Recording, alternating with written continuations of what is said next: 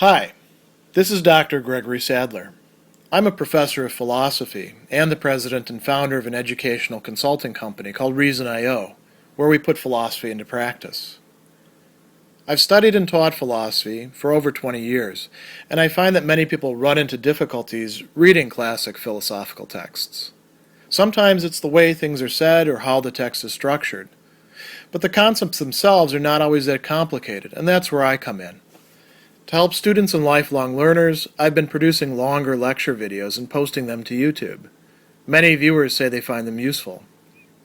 What you're currently watching is part of a new series of shorter videos, each of them focused on one core concept from an important philosophical text. I hope you find it useful as well. In letter 113, Seneca is going to set out a number of different arguments that are intended to go against a doctrine or idea or claim that appears to have been regarded by most Stoics as correct. So we can say it's part of Stoic orthodoxy to some degree. He's also going to provide some argument a little bit later on about how, the example of earlier Stoics shows that you don't have to be so committed to something solely because the other Stoics think so, and then it's okay to dissent. The issue at hand is a rather paradoxical one. From what we can tell, from what Seneca tells us, and from what we can confirm in a later text, the Epitome of Stoic Ethics by Arius Didymus, the Stoics, at least most of them, held that the virtues are in some respect animate creatures, or in Seneca's Latin, animalia. So things that actually have a life of their own, you can say. They are animate. And so what are the virtues that we're talking about? Of course, the Stoics regarded virtue as being fourfold. These are the cardinal virtues of wisdom, justice, temperance, and courage. So each of these within a person would be a living thing, in addition to the person, him or herself, being a living thing, or if you like, the mind, the animus, as opposed to the anima, the soul, being the living thing. So there would be a lot of interesting problems and implications to this. And Seneca begins by telling us two of the arguments that the Stoics provided for this rather strange position. So the first argument goes like this. The mind, the animum, is an animate creature. That is uncontroversial, since the mind makes us animate creatures, and the expression animate creatures, animalia, is derived from it, from anima, or from animus in this case, right? The second part is, but virtue is just the mind disposed in a certain way. So, courage is having the mind in a certain courageous configuration. Justice, likewise, a certain courageous configuration. Therefore, virtue is an animate creature. Now, that argument doesn't look like a particularly good one when you first think about it, and we're going to see why in just a moment. But it was an argument, apparently, that was being made. Here's another argument, a little bit stronger one. Virtue does something, but nothing can be done without an impulse, an impetus, right? So without some sort of impulse, no doing. So, since it has an impulse, and only an animate creature has an impulse, virtue is an animate creature. That's a little bit more of a plausible argument until we start to examine just how impulse works and what is having the impulse. So Seneca says these are actually not good arguments. Let's take a look at why. So one of the lines of argument that he makes is that this would lead to a multiplication of animate creatures in each other, and particularly in the human mind. He makes this in part 3, part 6, and part 25. So in part 3 he says, if virtue is an animate creature, virtue itself possesses virtue. Why would that be the case? Why shouldn't it possess itself? In the way that the wise person does everything by means of virtue, so virtue acts by means of itself. Well, that sounds pretty plausible. but then there's a consequence. In that case, all the crafts, all the arts, all the disciplines are animate creatures. And likewise, everything we consider and have in our minds. And so this leads to a consequence that Seneca thinks nobody really wants to accept, namely that up here crammed in my head, I've got this entire, worm's nest of thoughts wiggling on top of each other, each of which is its own animate creature, right? So he says that if this is the case, thousands of animate creatures are dwelling within the narrow confines of our breast, and each of us individuals is a multitude of animate creatures or possesses such a multitude. That's a problem. A little bit later he says, if we buy into this doctrine, not only will the virtues be animate creatures, but their opposing vices will be too. And you might at that point say, well, okay, maybe I'll accept that. But then he goes further. He says, so will all of our emotions, like anger, fear, grief, and mistrust.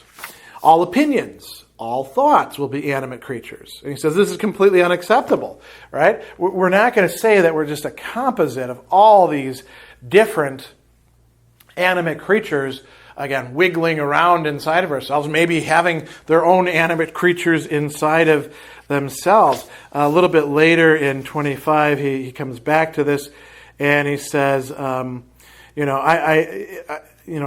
I deny that the mind's actions are animate creatures. Otherwise, all words will be animate creatures, and so will all lines of verse.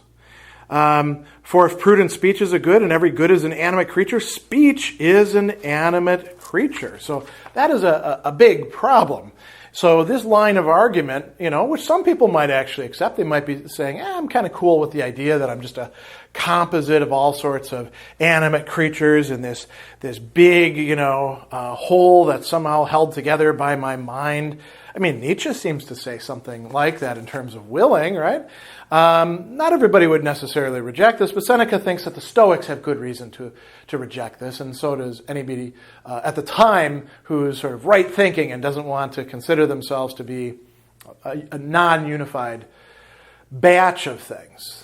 Another argument that he gives that's kind of interesting, and I think is a bit more metaphysically apt, is that individual animate creatures, singula in the Latin, must have individual substances, and he uses the word substantia there. So he really does mean substances. In order to be an individual animate creature, you essentially have to be a substance. And are virtues substances? No, you could say, are states of or dispositions of substances.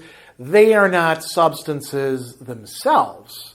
There's no Platonism here where, justice is some Platonic form existing out there in the intelligible world, more real than the justice that we have within our souls. For the Stoics, he goes so far in another letter to say all the justices are, in fact, material. They are corporeal, because that's what the Stoics thought existed. So that's another interesting argument that's being given there. And that's in sections 4 and 5. So let's just highlight this. He says, the animate creatures you're speaking of have only one mind each. Therefore, it's only possible for each of them to be one animate creature, not multiple animate creatures. I myself am both an animate creature and a human being, but there's not two of us.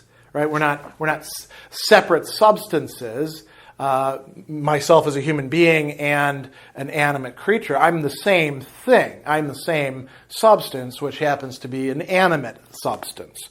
So he goes on and he says the two would have to be separate if they were really different. I mean, the one would have to be disjointed from the other to constitute two. Anything that's multiple in a single entity falls under a, as he says, single nature, or so single substance. So we have substances, and then we have, you might say, modalities or ways in which that substance is configured. A third argument that he gives is an interesting analogy to the Hydra, and this is along similar lines. This is in section 8. He says, if justice is an animate creature, There's actually 9. We could say they're not many because they're connected to a single thing by virtue of being the parts and the components of a single thing. So we're giving our mind a shape like that of the Hydra, any one of whose heads fights just by itself and causes harm just by itself. If you don't know about the legendary Hydra, and you're thinking about G.I. Joe instead, which is modeled after that, you've got this dragon-like creature, and it's got many different heads all wiggling around, sort of on snake things, and they bite people, and each one seems to have a mind of its own. But Seneca is saying, no, it doesn't really have a mind of its own. It's just doing what it does as part of this substance. In our own time, given what we know about nerve cells and brains and things like that, a better comparison might actually be the octopus, which appears to have entire, something like a semi-brain in each of its appendages, which can operate independently once they're cut off. But so long as they're all part of one big thing, they're not entirely separate, according to Seneca. So he says, to give another example, no one said that the lion or the dragon in a chimera is an animate creature. These are its parts. The parts are not animate creatures. The whole is animate, and the parts, if they have any animation, it's because of the whole that they're part of. Another thing that he's considering, which goes right to this impetus argument, the impulse of virtue is really an impulse belonging to the mind. So that's a very interesting thing. He says, why do you say that justice is an animate creature? It does something. It has some effect in the world. It generates something. What is it? Benefit. It benefits anything that acts, and benefits has an impulse, then he says. And what has an impulse, an impetus, to go to the earlier argument that the Stoics were making, is an animate creature. So because justice in us makes us do good things for other people, it therefore is animate. And Seneca says, well, let's hold on there. It's not the justice itself that has the impulse. It's the person who is being, in some way, configured by justice. Technically speaking, although he doesn't go into this here, what it would be is that the ruling part of the human being, the hegemonikon, would be configured in such a way that it would lead to these impulses of doing justice to other people, right? It's not the justice itself that makes the person do things, like the justice is some sort of person inside saying, do this, do that, a little homunculus. The justice is rather the way in which the particular ruling part of that person is configured. Same thing with courage or temperance or wisdom. So he says that the impulse actually belongs to the mind. Similar to, things are going to be argued a little bit later. Another one is that the virtues actually share in a single mind and a single body. And he's making these through sections 12 to 14. He says, a single mind cannot belong to two animate creatures, right? Much less a larger number. So if justice, courage, self-control, and the other virtues are animate creatures, how will they have a single mind? They must have minds of their own, otherwise they're not animate creatures. And the implication there is that they don't actually have minds of their own. They don't have, the same thing that they're inside of them. Then it also says a plurality of animate creatures cannot have a single body either. What is the body of justice? The mind. What is the body of courage? Same mind. So you see a similar logic leading in the same direction because of the corporeality of the mind and of the virtues for the Stoics. Now we get to a really interesting argument that has to do with how human action works according to the Stoics. So the Stoics think that first there's what's called the impression, the fantasia in Greek, species in Latin, right? There's other words for it used as well. There's some sort of thing that comes upon us, and then we feel or think or something goes on in us, and we've got some sort of impulse towards it. Like, I see the thing coming at me, and I'm like, oh, better get out of the way, right? That better get out of the way is the impulse.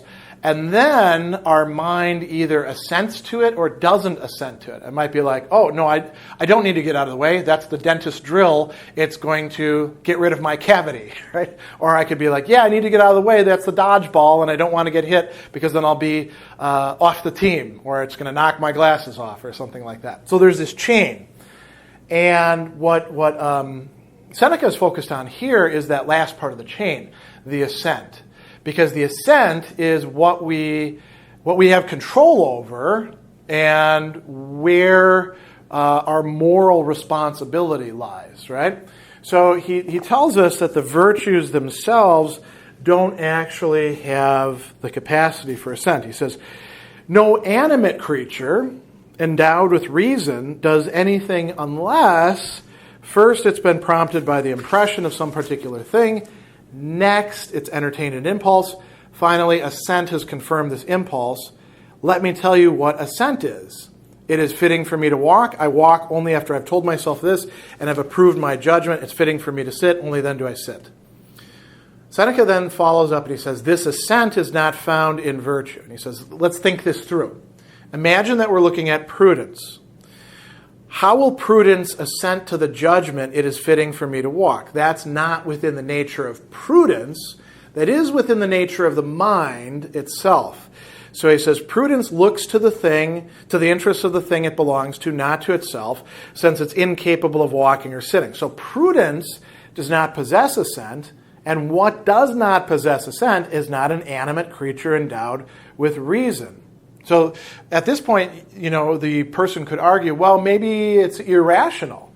So he says, if virtue is an animate creature, it's something rational, but it is not something rational, therefore it's not an animate creature. If virtue is an animate creature and every good is virtue, every good is an animate creature, right? And he goes on along those lines. So because virtue doesn't cause assent or bring about assent, but maybe, make assent easier or structure the assent that we have, it's not an animate creature.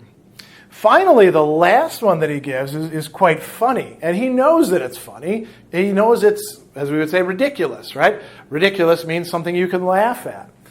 He says, if the virtues are actually going to be animate creatures, then they're going to be like other animate creatures. He says, if justice and courage are animate creatures, they're certainly earthly. Every earthly animate creature, what happens to it? It gets sick and hungry and thirsty. Therefore, justice gets sick, courage gets hungry, and mercy gets thirsty. So, this is supposed to be a reductio ad absurdum. You're not going to say that justice actually gets sick. You can say the person gets sick, but not justice. So all of this is leading to the point of realizing that these virtues, although they're quite powerful and very important, they're not animate creatures the way that many of the other Stoics are claiming them to be. And so here's Seneca's consideration of this and his willingness to depart from Stoic orthodoxy.